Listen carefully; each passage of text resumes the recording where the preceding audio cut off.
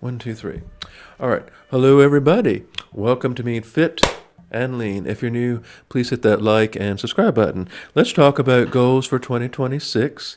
I'm looking forward to the next year. Not looking forward to some of the things that are happening, but I think I'm going to do pretty well. And I'm thinking about my goals like, what would I like to do fitness wise but I think what my main focus like I'm going to redo my wardrobe, y'all.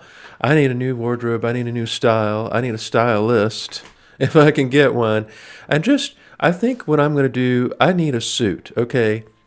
I'm well into my 40s. I'm at that stage of life. I'm a middle-aged male executive. Okay, I'm not exactly an executive. I've never been in the corporate world, but my father was, and my father had a number of tailored suits. My grandfather always got his suits tailored at Beecroft and Bull, um, and he always looked good. He always wore a suit, even when he was, well, he was kind of in trouble, with the law, a white collar criminal, but no.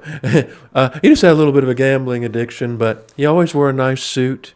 And I want to do that. And I think I'll start off with a basic brown suit, like a three-piece, but I can't wear wool because wool is, I don't like wool. It has to be cotton, okay?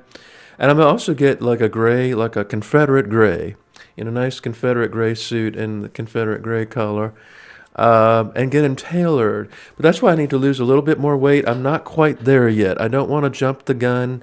I need to lose another at least 30 pounds before I get my first tailored suit. And that will kind of last me for a lifetime, and it's a very good, worthy investment. Um, so I think I will do that. And I think, I need someone to kind of, steer me in the right direction here, but I'm not going to do the online dating, but I think if I have a stylist or a new style, and I want to be more youthful, I need a little bit more youth in my wardrobe, which is contradictory because, I know a tailored suit is not exactly the most Gen Z thing to do, but I need something to make me look more youthful, I think. But I think I'm going to I'm gonna try. I haven't done this, folks. I've never had a beard or a mustache. Now, someone say, look at J.D. Vance. He does that to enhance his appearance. I always thought beards and mustaches were for communists, and my father did too. He always said that, you don't want to be a liberal. But I'm not sure if I should have a beard or mustache, but I think it could enhance my look. I might try it just to see what I look like with a beard because I never had a beard. And it takes me a while. I'm a Native American, part Native American. And it takes me a while to grow facial hair. It's not a low T thing. It's just a Native American thing. I don't grow facial hair very well. It takes me at least 3 weeks before I see stubble. If I don't shave. But I think I'm gonna try a mustache or a beard just to see. But I won't do that until I really get down to a lean weight because there's nothing worse than a fat man with a beard. I don't want to be a neck beard. Okay. I don't want to be another fat guy with a beard and mustache. Wait till I get down to another 30 pounds and then I'll do that. As far as my fitness goals, I really think I need to strengthen my upper body. I have an unusual strong lower body. I guess that's, like most men, I'm stronger down there, but I'm kind of weak up top. And I can only do about 3 pull-ups. Even since I've lost weight, I do 3 to 4 pull-ups, and, I just can't really cut the mustard. But maybe get with a personal trainer. Another thing I want to do is piano tuning. I have a friend, and he runs a recording studio, and he has a good sideline hustle of tuning pianos. And because I can play piano pretty good, and I think tuning a piano is a niche market, but it might be a good skill to have. And you can make pretty decent money doing that as a sideline.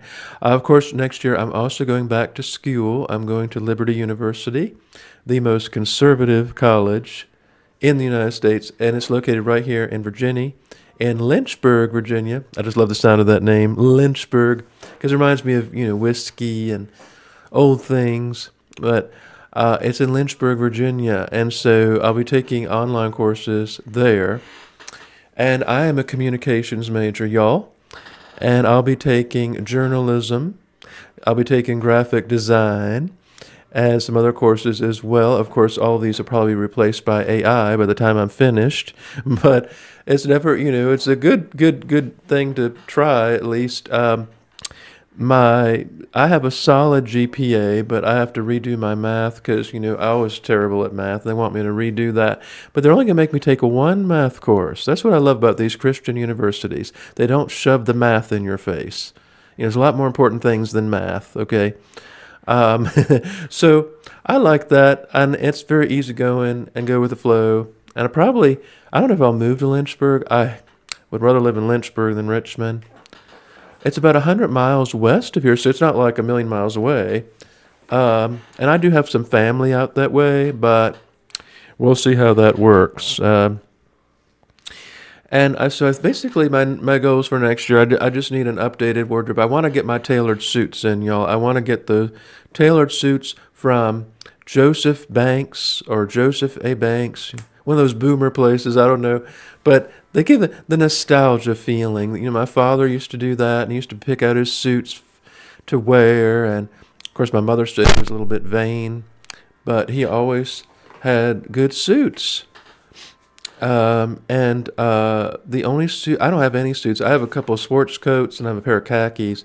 But the thing that's hard for me with the tailored suits, of course, is my shoulders are so broad and I have a relatively small waist. And most suits for men are made so that you got your big pot belly, So they make the chest too small and the waist too big. And I'm the opposite. I got a big chest and a small waist. And so I'm going to have to have everything tailored. I also want to get a white suit. I love white suit. One of the great writers, and he's from Richmond, and he wrote a book called The Bonfire of the Vanities. His name is Thomas Wolfe, and he always wore his white suit everywhere, even up in New York, when he went up to New York. And I think that was a very nice thing to do.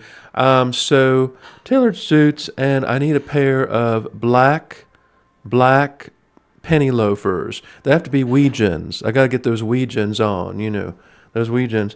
I've never been a slave to fashion. I've never been into fashion, but as a public figure, as a musician, as someone who's out in the public, you're more aware of what you wear. Like, this is like my everyday, but this is my flannel lesbo look. Yeah, straight out of, I don't know, Field and Stream. But but I think that, just updating my wardrobe, feeling better, feeling more confident, and getting a three-piece suit. That song by ZZ Top, Every Girl Crazy About a Sharp Dressed Man? It is so true. You can go from a 4 to a 6 just by wearing a tailored suit. It really makes you stand out from the crowd. Everyone today is dressed like big old slobs. I go to the store and I see people walking around in their cargo shorts and their flippy flops. Of course, they're not doing that in the middle of winter. But, their North Face, their Patagonias, or something very generic, but no style at all. No style. And I think that you really stand out if you have your own particular style. Now, I love my Western chic. I call it my Western chic. That's sort of my countrypolitan.